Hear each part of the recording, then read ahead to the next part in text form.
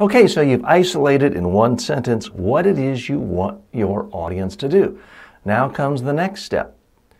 You've got to ask yourself, what is going to motivate your audience to actually do what you want them to do? So you got to ask yourself, out of every fact, every message, every number, what's going to motivate them the most? And I would suggest you write it all down or type it up in bullet points, messages, one after another after another. You might have 20, 30, 40, 50, you may have 100, but here's the catch.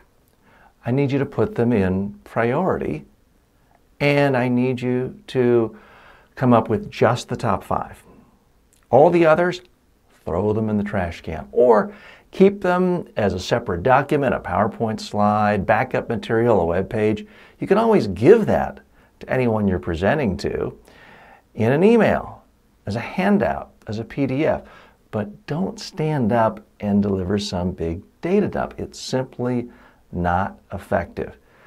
So much of being a good speaker is not about, oh, what do I do with my hands? Or I didn't say or It's not about looking and sounding professional, whatever that means. It's about using judgment and asking yourself, what does my audience really need to know? What do they want to know and need to know? They don't have to know everything you know, or they'd have your job. So you've got to really use judgment here. And that's what distinguishes good speakers from bad speakers, even if they're not beginners. There are a lot of speakers who've been speaking their whole life, think of themselves as comfortable, confident, professional, but they're boring as all get out. No one remembers anything they're talking about. So the easiest way to get over that initial hump of rank beginner and distinguish yourself, and frankly be a lot better than most people, narrow your messages down to your top 5. Why do I say that? Well, for 30 years, I've trained executives, politicians, scientists, doctors, all over the world.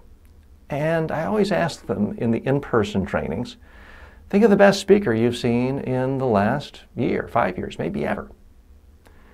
And what do you remember? So I'll ask Jim, and Jim says, well, everybody in my industry is boring. I don't remember anything. I'll ask Sally, who do you remember? Well, TJ, there was this one woman 2 years ago, and I remember this one message, and we'll go around the room. And typically it's 1, 2 points, sometimes 0, occasionally 3, every 3 months or so, 4 points. Once every 6 months, I'll have somebody remember 5 ideas from the best speaker they've ever seen in their entire life.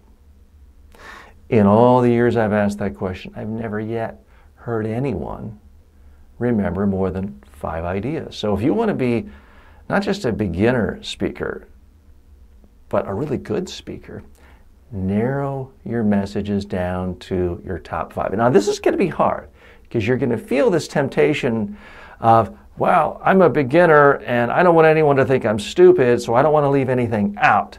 So let me talk quickly and cover everything, and I'll cover my you-know-what. That's the temptation, and I'm begging you, don't go there. Instead, narrow the focus down to your top 5 ideas. In fact, I'd like you to post those, write those in the discussion section right now.